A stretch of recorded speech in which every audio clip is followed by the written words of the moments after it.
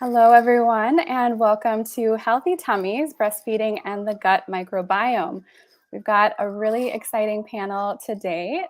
Joining us with Sheila Janikos, the MPH IBCLC CEO of Healthy Horizons.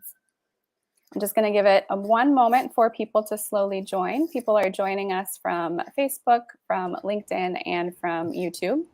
This replay will be available tomorrow, 9/27 on Tuesday, and it will be available as evergreen content on YouTube and Facebook. So if you ever need to refer back and have questions, it will be available there for everyone. But without further ado, we'd like to welcome our wonderful panel that we have today. And again, as I mentioned, we have Sheila Janikos, our CEO of Healthy Horizons, who will be leading the discussion today. And then we have Christopher Gardner here, PhD. We also have Scarlett Karakash, and she's an MD. And we have Erica Sonnenburg, a PhD. So without further ado, we'd like to switch it over here to Dr. Gardner. And it'll take just a moment for us to upload the PowerPoint. And here we are.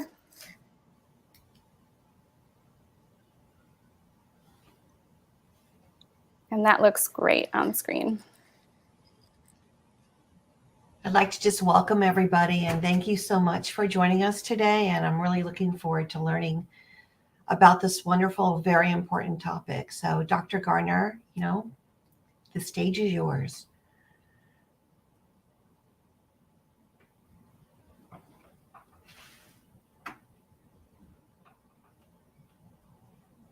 And I'm not sure if he froze. Yep, it looks like he froze. So we'll just give it one moment here. And I'm adding Sophie, Dr. Gardner's associate.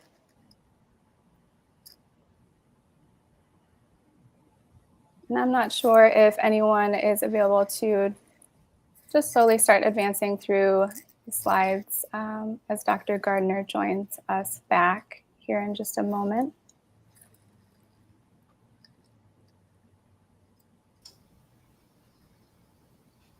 Erica, do you want to do your part first and we can go in a different order? I can't hear you. Here. Yeah, maybe we could start with my section and then Wonderful. Circle back. So let me go ahead and start sharing my screen.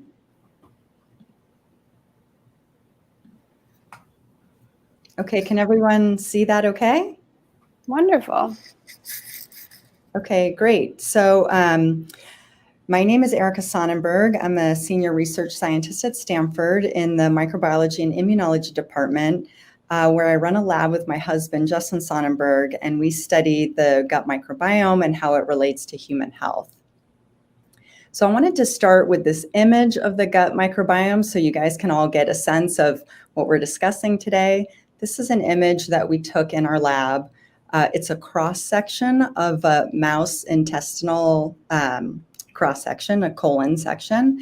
And in the top left, all those little colored jelly beans that you see, those are all microbes that inhabit this animal's microbiome. And the green line that's going diagonal across the image is a mucus lining that our bodies secrete in order to keep our microbes within the intestine and separate from our own human cells. And the intestinal cells here are in the bottom right corner in blue. And so I hope this image gives you a sense of how numerous, how dense these microbes are within our gut, and also the intimate connection that exists between sort of our microbial self and our human self. We harbor trillions of these microbes, and they encode 100 times more gene than our own human genome. So just by genome, we're actually more microbial than we are human. And the field is rapidly transitioning from understanding who is there, which microbes inhabit our gut, towards understanding more what are these microbes doing and how are they influencing our health. We know that the microbiota is connected to essentially all aspects of human biology. So they're connected to our metabolism. So how many calories that you ate for breakfast that are burned versus stored as fat can be dictated by the microbes within your gut. Your immune system, how quickly you fight off an infection, even if that infection is within your lungs, can be dictated by the microbes within your gut. And then also your central nervous system, things like cognition and behavior appear to be influenced by our gut microbes as well. And this is really exciting because unlike our human genome, which is sort of fixed at conception, our microbiome is actually malleable and is an important lever on host biology. So we can't change our human genome, but there's hope that we can change the genomes within our microbiome. So how can we manipulate these microbes within our gut? And there's many different ways that we're investigating this. One is live microbes. You guys maybe have heard of fecal microbiota transplants. That's a live microbe therapeutic, or maybe probiotics. Prebiotics, which are another type of supplement that contain complex carbohydrates, other small molecules, synthetic biology approaches that are a lot more sort of advanced and designer approaches. But diet appears to be a major lever to control the human microbiome. And what's amazing about diet is it doesn't have to be FDA regulated. We don't have to do safety studies. You can change your diet tomorrow, and that can influence your microbiome. What we found from studying the gut microbiome is that people living in the industrialized world or living industrialized lifestyles have a microbiome that appears to be deteriorated relative to people that live a more traditional or non-industrialized lifestyle. And specifically what we see in these more traditional populations is that their gut microbiome is very rich and lush, much like sort of an rainforest ecosystem. And that's important because high diversity microbiomes, or these rich, lush microbiomes, are associated with a bunch of measures of better health. In the industrialized world, or people living in industrialized lifestyles, things that aspects of industrialized lifestyles like industrialized diets, increased sanitation, antibiotics, baby formula, C-section, all these things appear to be having a detrimental impact on the gut microbiome and is resulting in loss of diversity. And so our internal ecosystem is looking less like a lush rainforest and more like this clear-cut forest. We know that the microbiota is passed down through generations. So one question we get a lot is, well, how do I even get my microbiome? And since infants are born largely without a microbiome, most of the microbiome that they acquire comes from the mother. And so whether that infant is born via a vaginal birth or C-section influences those first microbes that colonize the newborn baby, whether that baby's being breastfed or formula fed, whether there's a pet roaming around the house, all those things we know can influence the first set of microbes that colonize a newborn infant. So one thing to keep in mind is that your diet not only influences your own microbiome, but it can influence that of your progeny, since you are transmitting microbes to your newborn child. So we know the industrialized lifestyle that's associated with things like fast food, lots of sanitation, medication, is associated with a deteriorated microbiome, and that deterioration is associated with poorer health outcomes. And so the question that we're asking is, what are aspects of our lifestyle and diet that we can change to improve our microbiome and improve health?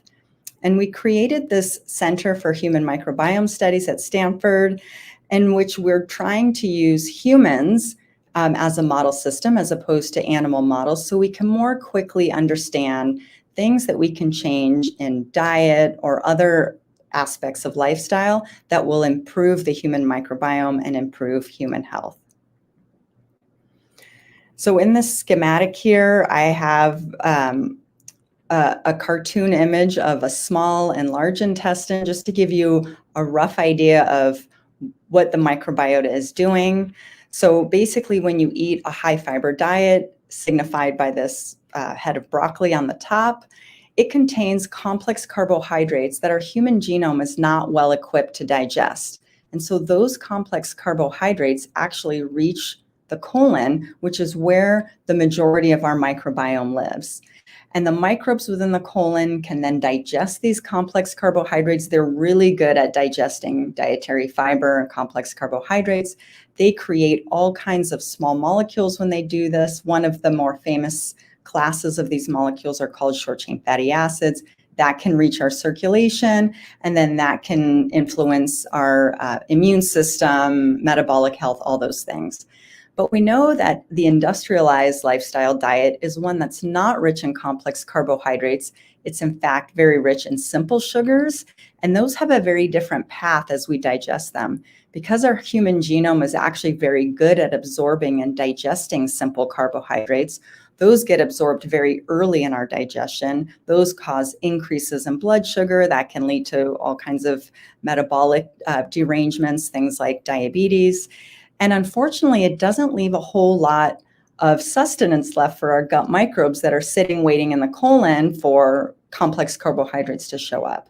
So when you eat a diet that's very rich in simple sugars, the microbes are really forced to rely on the only complex carbohydrate source that's remaining, and that's within that mucus lining that I showed you at the beginning, that sort of green slime layer that divides our microbes from us.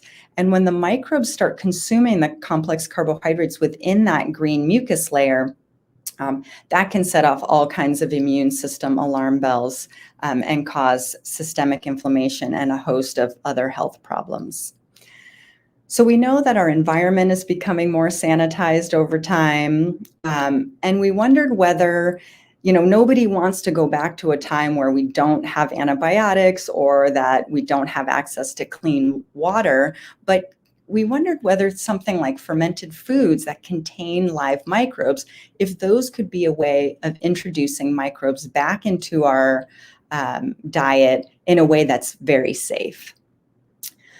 So we wondered whether consumption of high fiber foods or high fermented food diets can improve the microbiota and health. So we had this study where half of the people ate a high fiber plant-based diet, half of the participants ate as many fermented foods as they could.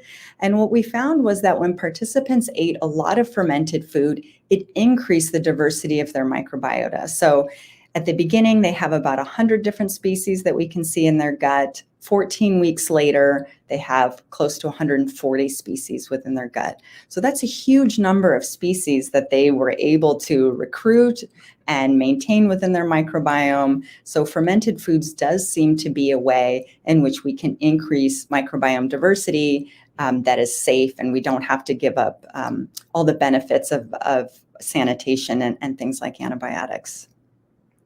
Interestingly, the participants that were in the high fermented food arm also saw decreases in tons of inflammatory markers.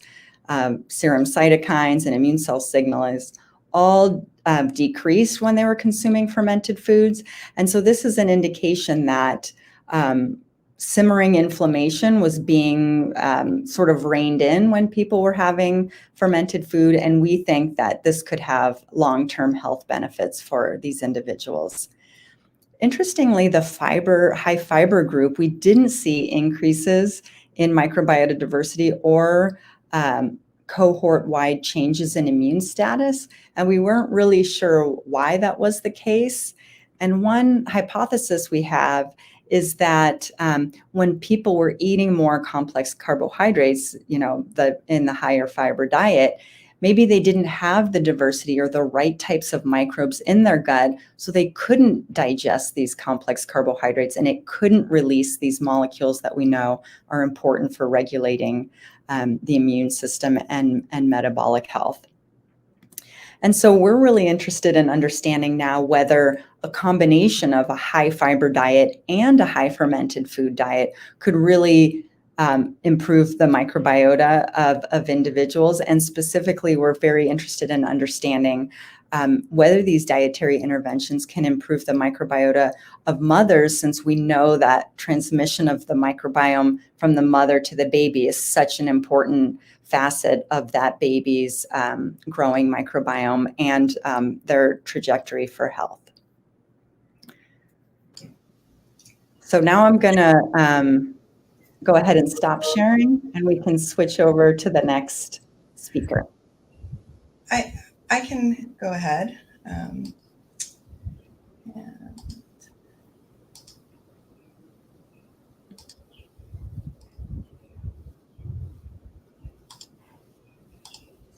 Okay.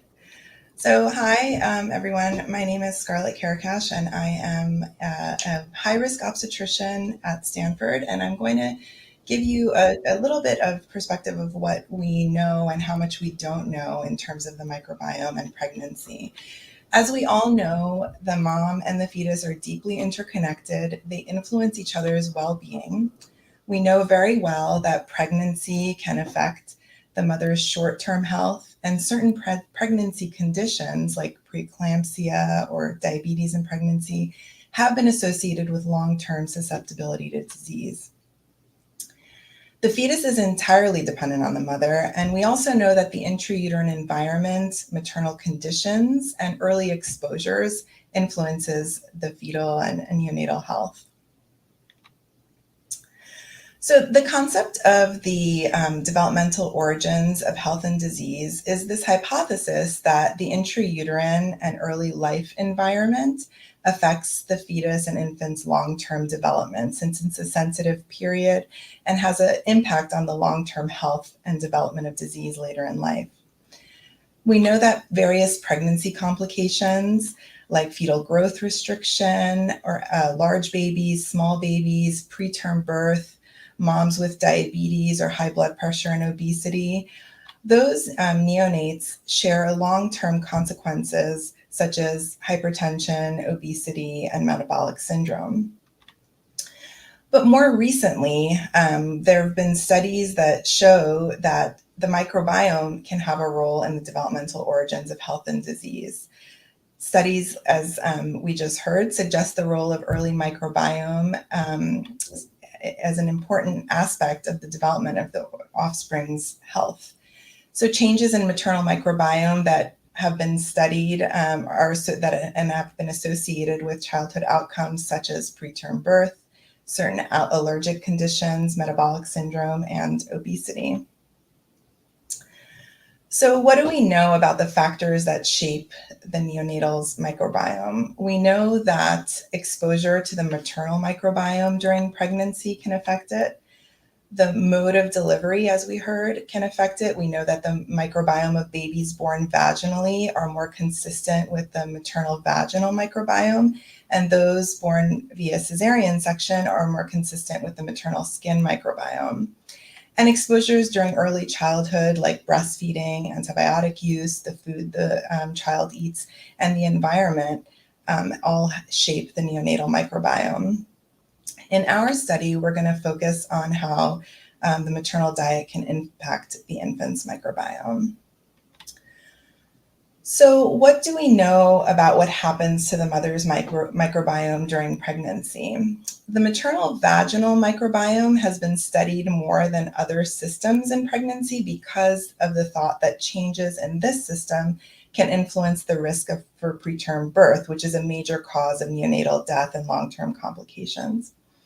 It seems like the, quote, normal pregnancy vaginal microbiome is lactobacillus dominant, and there is actually a decreased diversity in the vaginal microbiome during pregnancy as opposed to time outside of pregnancy. We also found that lactobacillus poor microbiomes are linked to preterm birth, and vaginal bacterial vaginosis, which is characterized by a reduction of lactobacillus, is a risk for preterm birth, but treating it does not reduce this risk of preterm birth. And we know that race and ethnicity have an impact on the type of microbiome as well. What we know about the maternal gut microbiome is actually less. Studies have shown mixed results about changes to the maternal gut microbiome during pregnancy. There have been conflicting results of whether this is stable or does it change in pregnancy. And these conflicting results may be due to confounders that may impact these changes, such as a maternal diet. Though there's limited human studies looking at the role of the maternal diet, the gut microbiome, and how these affect the offspring, it may influence the offspring's microbiome. It may influence something called the development of necrotizing enterocolitis, which is this inflammatory intestinal disease that can be life-threatening, especially for preterm babies, neurodevelopmental outcomes, and metabolic disease and obesity later in life. We all know that breast milk is the ideal food for the baby. In addition to nutrients, it contains a lot of bioactive compounds, immune cells, oligosaccharides, a lot of immune factors, as well as microorganisms. And the breast milk microbiota tend to be dominated by skin and the bacteria from the gastrointestinal tract. There's a lot of individual variability in breast milk composition in general. There's even less we know about the impact of dietary intervention on the microbiome of breast milk. Here I just note a recent study, and there's only really a handful of studies looking at diet and the maternal breast milk microbiome. And this one looked at the influence of diet on the microbiome of breast milk, and they looked at maternal diet in two different clusters. Cluster 1 was a high intake of plants, fibers, and carbohydrates, and cluster 2 was a high intake of animal protein and lipids. And what they found was that the maternal diet shapes the composition and diversity of breast milk microbiota. So we see, this is just a schematic to show that breast milk composition depends on various factors, including maternal diet, as well as other things like gestational age, medications, etc. And that breastfeeding really drives the infant's microbiome colonization, and therefore can influence the immune system and really has a key role in the programming of the infant's health. I wanted to also quickly say that we know that the changes in the maternal microbiome can affect the child, but also that it has the potential to affect the mother's health outcomes during pregnancy as well as outside of pregnancy. And there are more and more studies examining the role of the maternal microbiome in pregnancy complications such as gestational diabetes, preeclampsia, which is high blood pressure specific to pregnancy, as well as gestational weight gain and obesity, and of course, the overall impact on health and well-being outside of pregnancy. So this brings us to the same question, which is our study question, which is, can the consumption of high fiber foods and or fermented foods influence the microbiota and the health of the mother and the baby? And I am going to then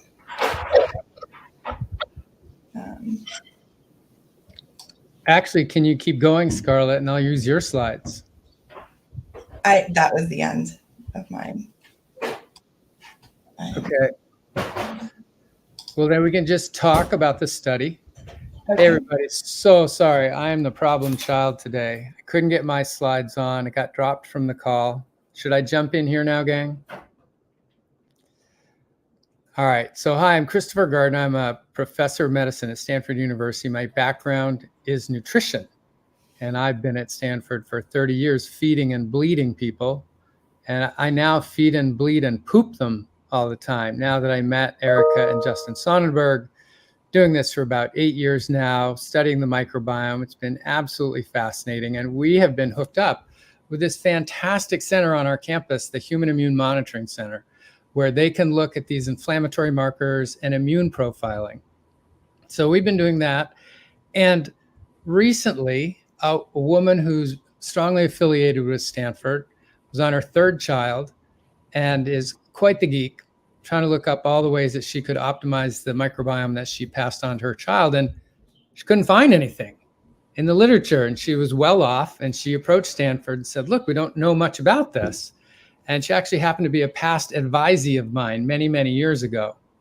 And she said, I've been following Professor Gardner, and he's hooked up with the Sonnenburgs, and I really have a question about pregnancy and optimizing the maternal microbiome and passing it on to the kid. You guys think you could study that?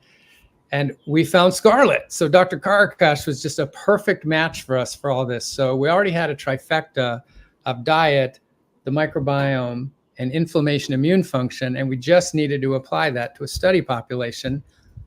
And pregnant women and their children has been where we've focused our attention now. So the previous study that you heard described had to do with the simple terms that I would have set up for you in the beginning if things had gone better. Prebiotics and probiotics isn't exactly the terms that we want to use for all this, but prebiotics basically is fiber, as Erica told you, and the probiotics usually is pills, but basically it's eating live bacteria.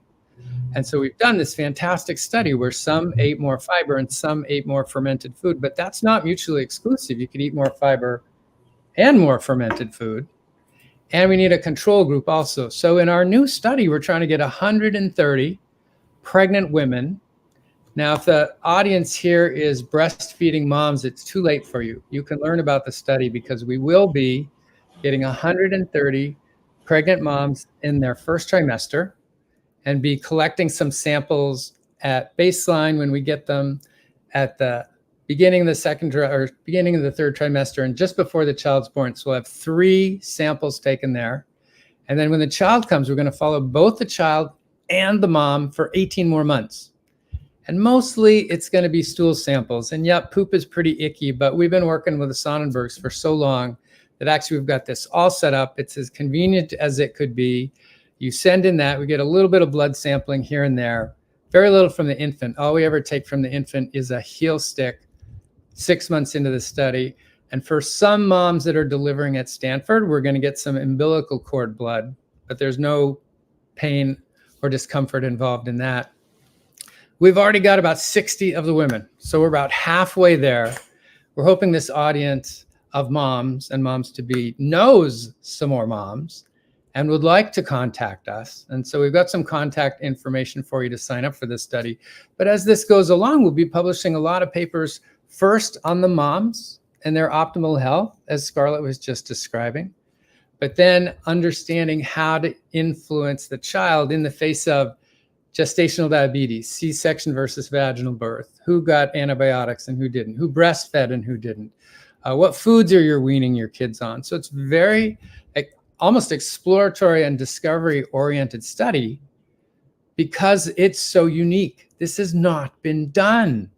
People have looked at moms and they've looked at kids, but they've sort of looked at one point in time. And our fabulous group, the trifecta that you see before you right now, is going to be tracking these 130 women over 2.5 years, because it's going to be 6 months or so of the pregnancy and then 18 months after the child is born. And who knows, I think we're actually going to be able to talk the donor into providing additional funds so that we can keep tracking the children to see what happens. And so we're very excited about this opportunity, and we were thrilled that Healthy Horizons and the group here was interested in us sharing this information. So we are right at the half hour, which is when we said we would quit so that we'd take questions.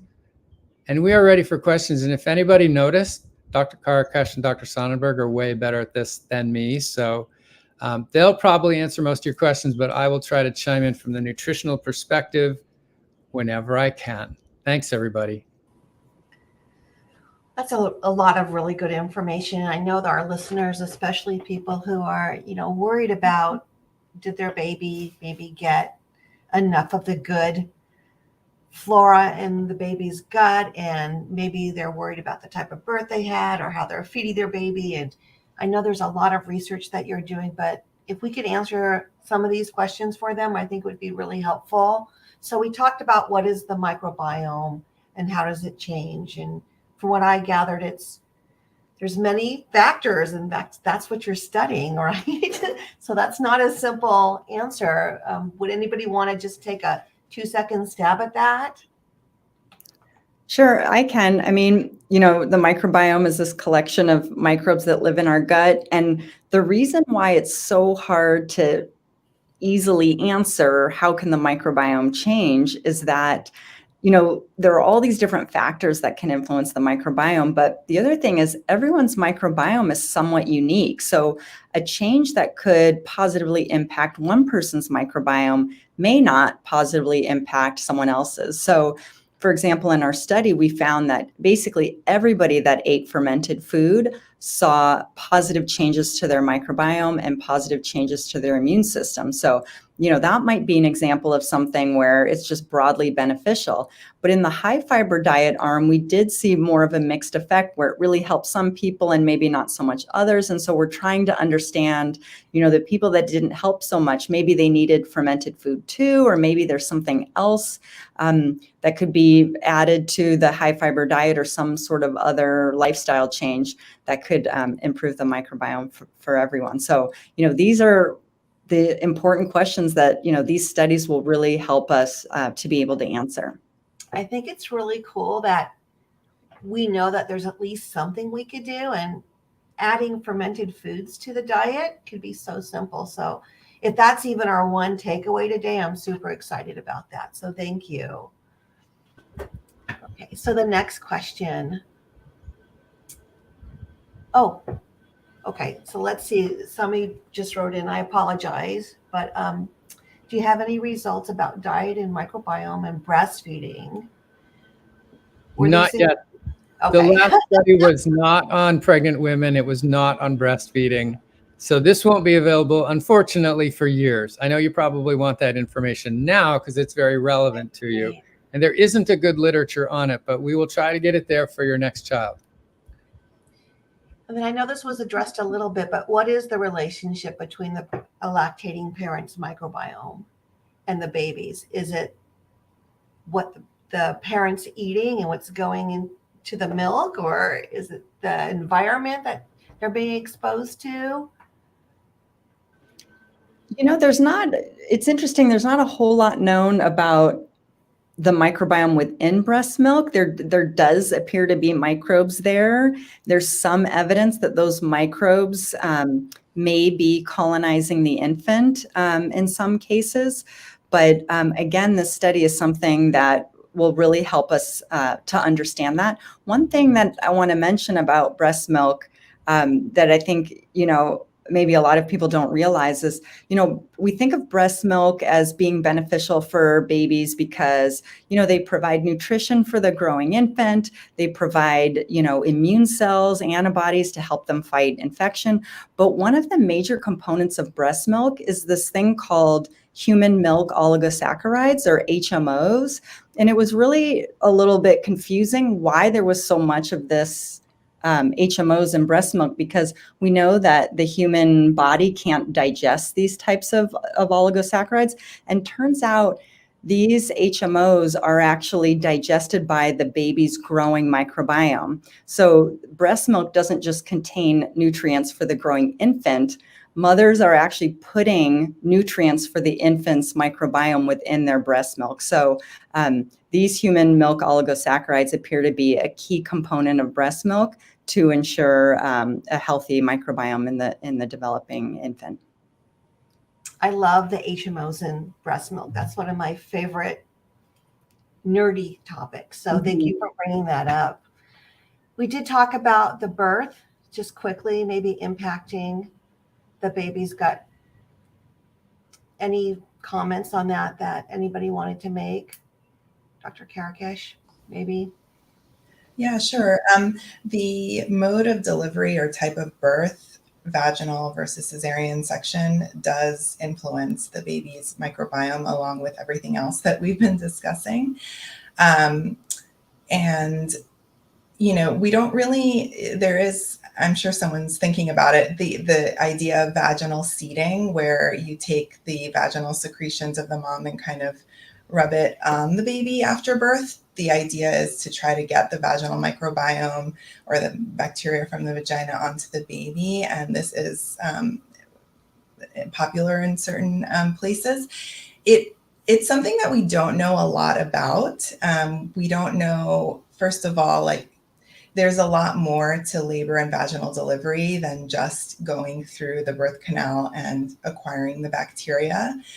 There's a whole process about it. And the second thing is that I think we don't know necessarily that the bacteria that's transferring to the baby is only from the vaginal secretions, that could come from the gut as well. And so, and of course, we don't know yet about long-term outcomes. So, I think it's really complicated, and it would seem like a simple solution. And it may be, we may learn more in the near future. But right now, we don't know enough to really recommend that as an option. That's definitely something I'm hearing parents talk about. So thank you for bringing that up. Is there good versus bad biome in chest and breast milk and in the gut? Well, I would think yes, but I want to hear what you have to say. I can try to take a stab at that. This whole idea of like good versus bad microbiome is a complex one, because we have to remember that the microbiome is a complex ecosystem. And so whether it's good or bad may have to do with how it's functioning in its complex state. So it could be that you have like a quote good microbiome that has maybe bad bacteria in there, but because the overall ecosystem is stable and healthy, it's, keeping the bad bacteria in check. And so it's an overall good microbiome. So I think, as we do more of these studies, as we get a better idea of the range of microbiomes that's possible or that we see in different people, how these different microbiomes relate to things like propensity for certain diseases.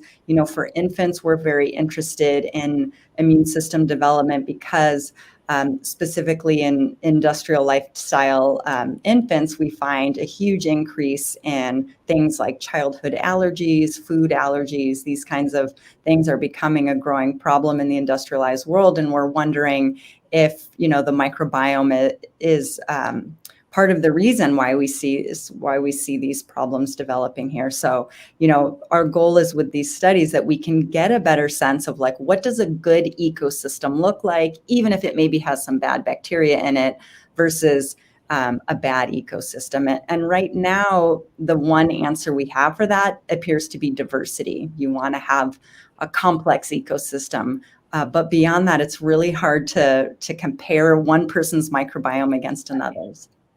Is it like a fingerprint? Like everybody's going to be so individual? Yeah, exactly. Everyone's going to be so individual. And so, as we collect more data from more people, we'll have a better sense of like maybe certain buckets that we can, even though everyone's is different, you're, more like this certain type, and this type of microbiome is associated with good health versus another type that could really benefit from some microbiome reprogramming. I'm going to skip to the question about the biome in human milk changing throughout lactation. Does anybody have any information on that? I'm not aware of any information on that. We know so little. But from a human nutrition perspective, that's what human breast milk is famous for. Right. Like if you're feeding formula, if you're feeding cow's milk, you're not getting that transition colostrum at first, and then it changes during early infancy and it changes later on. So yeah, I don't think we have the data in terms of its impact on the microbiome, but one would expect, given everything else that's present in human breast milk, that it would change along with age. And I have seen some studies that have shown that. So I'm glad you validated that, just because it does change so much. And I guess, the parents being exposed to different things in their environment too, and eating different things. So that all makes sense. Okay. So I guess the last question, we talked about breastfeeding and the HMOs and the benefits for the parent. Anything you'd like to add about that?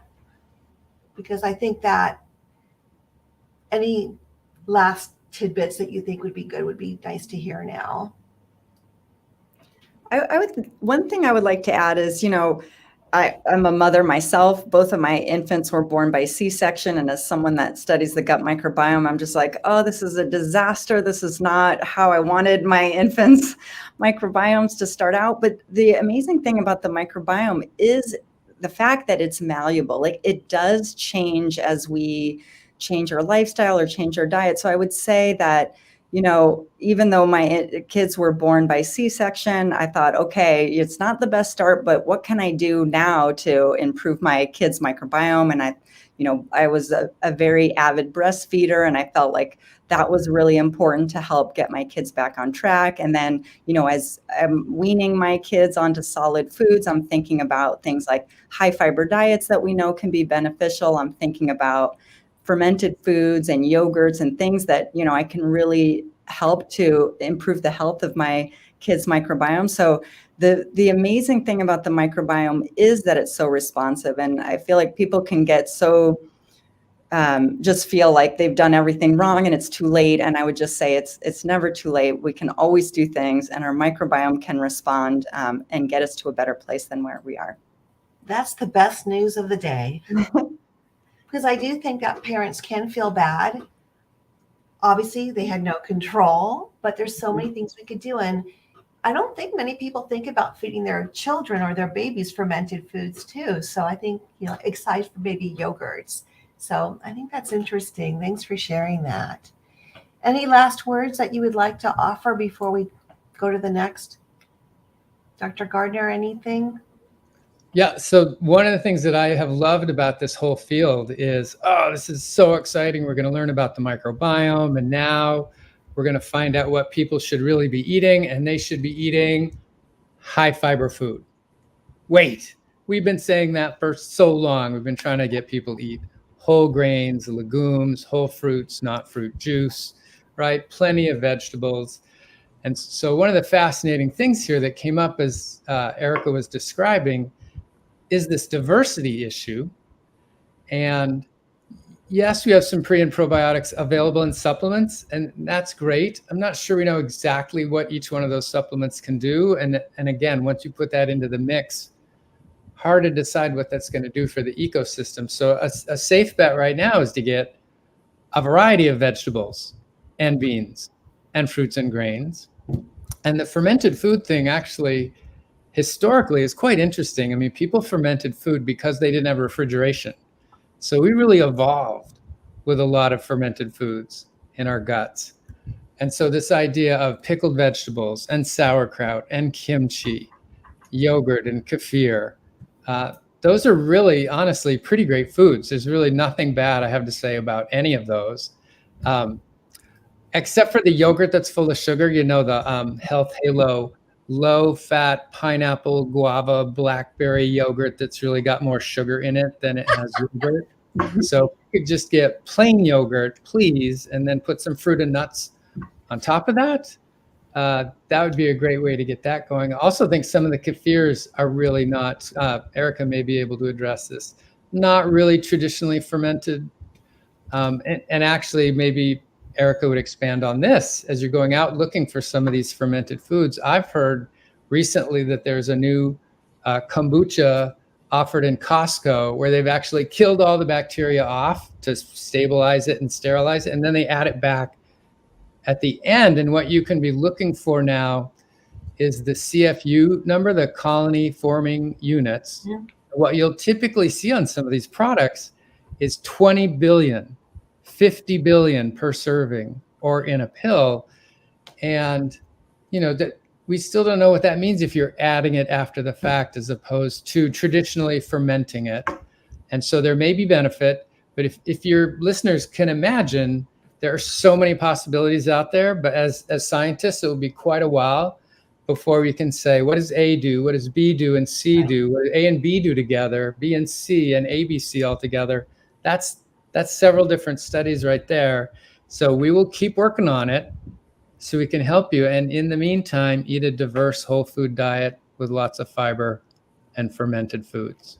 Well, you convinced me, and I do a lot of education with new parents around introducing solids and first foods. So I think that's just really great information. And the whole part about diversity too. That's another thing that I really got today. So those are really helpful. Thank you, everybody. I learned from each one of you. Just such great wisdom. And I'm so excited you're doing this kind of work. We do carry some probiotics at our center, and these are ones that the local physicians are referring people to get. Some have more diversity and some don't.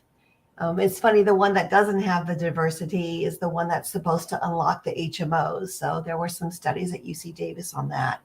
I don't know what your thoughts are, but these are some of the ones that their local physicians are recommending. And they are available at the center. And I always tell people, please talk to your physician and see what they're suggesting. If anybody's interested, we do offer one-on-one consultations with our IBCLCs. We're all internationally board certified. And then we can help you with a variety of topics, from starting breastfeeding to weaning and introducing solids. So just keep that in mind. That's what we're here for also.